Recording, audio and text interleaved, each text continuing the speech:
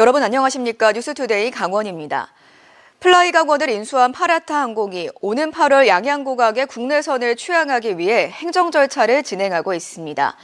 침체된 양양국제공항 활성화가 기대되지만 양양군과 강원도가 플라이 강원 때와 같은 모기지 정책은 없다고 밝혀 신생항공사에 대한 지원은 줄어들 전망입니다. 김영호 기자가 취재했습니다.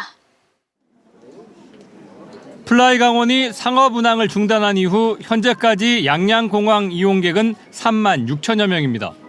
내국인들의 해외여행을 위한 부정기 전세기만 운항하며 사실상 개점 휴업 상태입니다.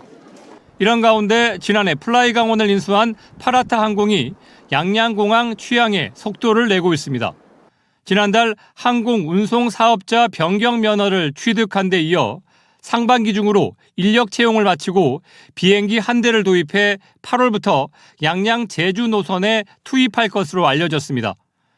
파라타 항공은 본사를 양양에 두기로 결정했는데 양양군은 플라이 강원 때의 모기지와 같은 강제 조항과 예산 지원은 없다고 밝혔습니다. 모기지에 매몰되다 보니까 실질적으로 와서 영업을 할 수 있는 비행사들이 없었습니다. 왜냐면은 양양 제주 노선으로는 수익이 안 나고 그다음에 해외 노선도 실질적으로 그 부분이 좀 어려움이. 다만 플라이 강원에 사옥이 있던 양양군 소유의 토지를 파라타 항공도 이용할 수 있게 하는 등의 행정 지원은 약속했습니다. 플라이 강원 파산 직전에 양양군이 지원했던 재정 지원금 20억 원도 파라타 항공 측이 지난 2월부터 내년까지 1년 분할 납부로 갚고 있습니다. 파라타 항공의 안정적인 운영 여부는 플라이 강원 때 연간 30만 명에 달했던 양양공항 이용객 수준을 회복할까 하는 겁니다. 파라타 항공은 양양 제주 이외에도 김포 제주 노선을 동시에 취항하면서 국제선은 인천공항 위주의 운항 전략을 고려하고 있는 것으로 알려졌습니다. 양양군은 동남아 노선을 양양공항에 취항하거나 여름 서핑, 겨울 스키 투어 등의 테마 관광 전세기 운항을 통해 지역 경기 활성화를 이끌겠다는 구상입니다.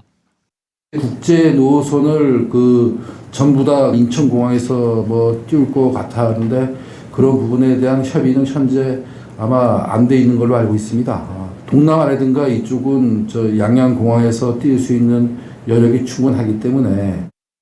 국내 저가 항공사는 9곳으로 경쟁이 심한 상황인데 신생 파라타 항공이 항공기 안전 문제를 고려하며 수익까지 내야 하는 과제를 안고 있습니다. MBC 뉴스 김영호입니다. 원주시 특별승진 관련 감사를 놓고 강원도가 오락가락 평가를 내려 공무원들이 반발하고 있습니다.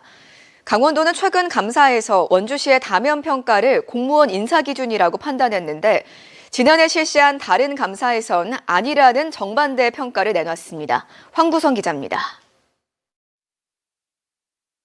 다면 평가는 원주시의 주요 승진 임용 기준이다. 2022년 민선 7기 원주시의 특별 승진 사건을 감사했던 강원도는 이렇게 판단했습니다. 최저 승진 연수를 채우지 못한 5급 사무관을 승진시키는 과정에서 다면 평가 폐지와 특별 승진 도입이란 주요 승진 임용 기준을 변경했는데 이후 1년을 유예해야 한다는 지방공무원법 임용령을 위반했다는 겁니다. 당시 강원도는 다면 평가 미실시 등을 사유로 원주시에 기관 경고 처분을 내렸습니다. 하지만 민선 7기에서 8기로 넘어가면서 강원도 판단은 180도 달라졌습니다.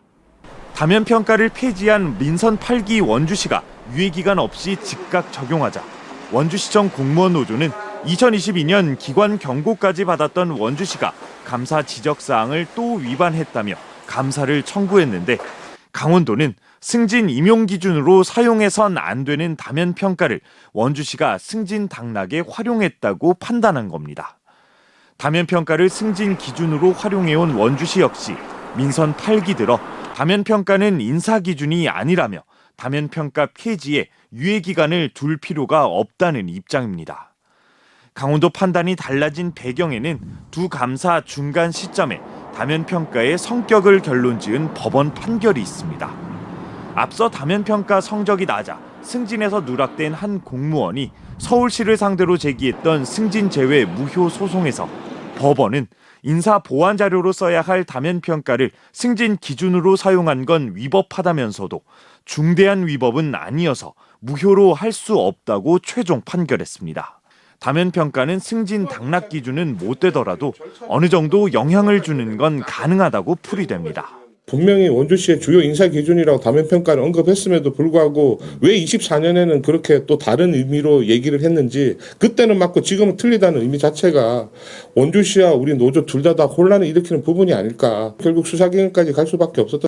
민선 7기 때는 원주시가 다면 평가를 인사 기준으로 적용 안 했다고, 민선 8기 때는 인사 기준으로 적용했다고 행정 처분을 내린 강원도. 공무원들은 도무지 납득이 가지 않는다고 반발하고 있습니다. MBC 뉴스 황구선입니다. 최근 춘천에서 졸음운전 원인으로 추정되는 교통 사망 사고가 잇따랐습니다. 날씨가 따뜻해지는 봄이 되면 졸음운전 위험이 커지는데요. 특히 점심 식사 후 나른한 낮 시간대 사고가 잦습니다. 김준겸 기자가 취재했습니다. 승용차 앞부분이 형체를 알아볼 수 없을 정도로 부서져 있습니다. 근처에는 가드레일을 뚫고 추락한 덤프트럭이 거꾸로 뒤집혀 있습니다.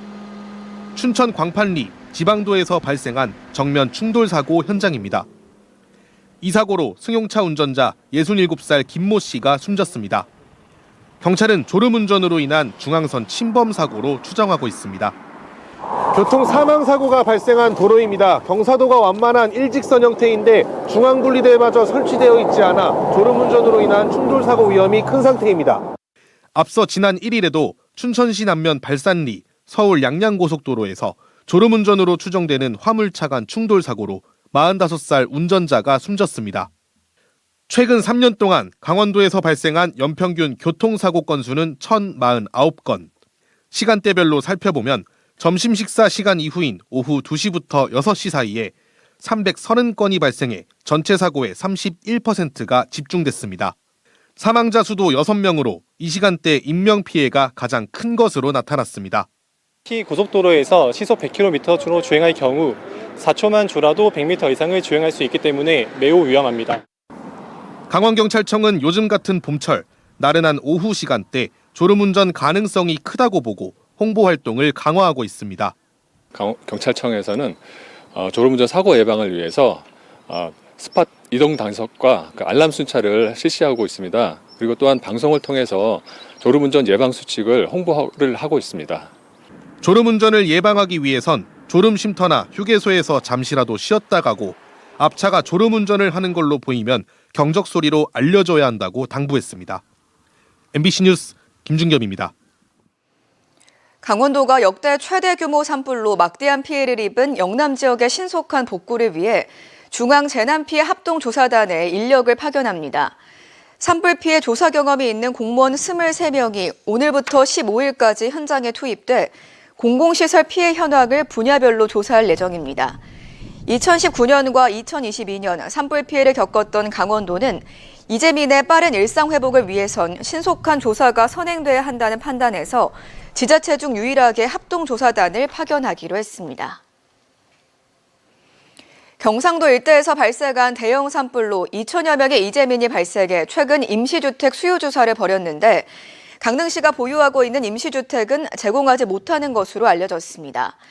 강릉시는 최근 행정안전부에 지난해 경포 산불 이후 보유하고 있는 임시조립주택 9동을 경북 산불 이재민들에게 제공하겠다는 의사를 밝혔지만 행안부는 해당 임시주택이 이미 중고품이 된 데다 올해 제작하는 제품과 사양이 다르다며 사실상 거절 의사를 밝힌 것으로 알려졌습니다. 이에 따라 강릉시는 당초 예정대로 6월 감정평가를 거쳐 가격을 정한 뒤 이재민들에게 우선 매각하고 남은 물량은 일반 매각하는 절차를 거치기로 했습니다. 다음 달 2일까지 강원도에서 94명의 공보위가 전역하는 가운데 올해 강원도에 새로 배치되는 공보위는 73명에 불과한 것으로 나타났습니다. 이에 따라 강원도 공보위는 작년 248명에서 21명 감소해 227명까지 줄어들고 이 중 의과 공보위가 17명 줄어 의료 공백은 더 커질 전망입니다. 신규 배치되는 공보위는 어제 시군별 근무지 배정을 완료했고 오는 14일부터 현장에서 진료를 볼 예정입니다.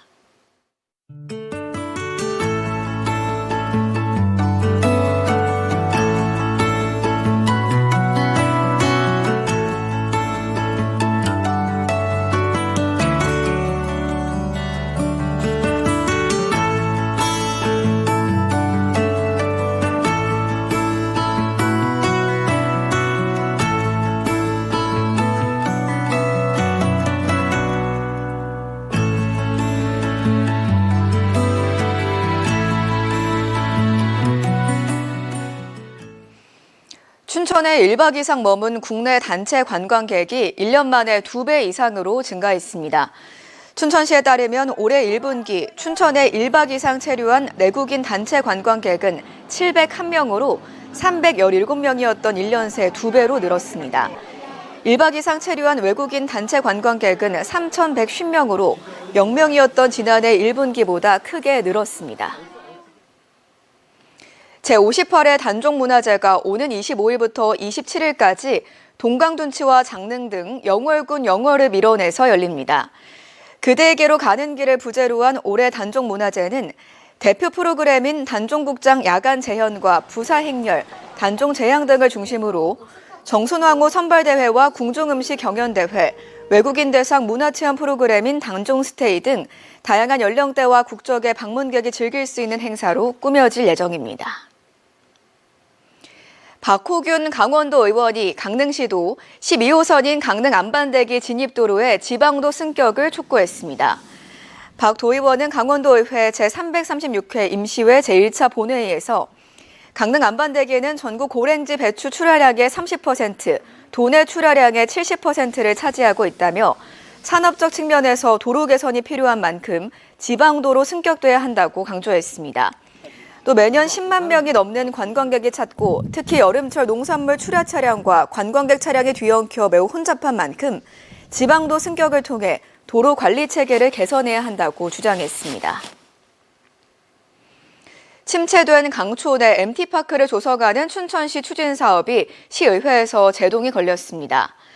시의회 기획행정위원회는 토지 매입의 당위성 부족과 사전 행정 절차 미이행 등의 이유로 2025년도 제2차 수시분 공유재산 관리 계획안에서 강촌 MT파크 토지 매입 예산을 삭제했습니다. 춘천시는 강촌 토지 3,400여 제곱미터를 6억 4천만 원에 매입해 올해 하반기 정부 지역특화 도시재생 공모사업에 신청할 계획이었지만 예산 삭감으로 차질이 불가피해졌습니다. 정성군이 강원도 내 최초로 민생회복지원금을 지급하는 가운데 현재까지 95% 이상 군민들이 수령한 것으로 나타났습니다. 정성군은 지난달 10일부터 1인당 30만 원의 민생회복지원금 지급에 나서고 있고 이달 4일 기준으로 95.5%가 수령해 지급액이 96억 원에 이르는 것으로 나타났습니다. 이 가운데 지난달 31일 기준으로 56억 6천만 원이 지역의 농산품점과 슈퍼마켓, 일반 음식점, 잡화 판매점 등에서 사용돼 지역 상권에 훈풍을 불어넣고 있습니다. 민생회복지원금은 오는 30일까지 신청할 수 있고 지원금은 6월 말까지 사용해야 합니다.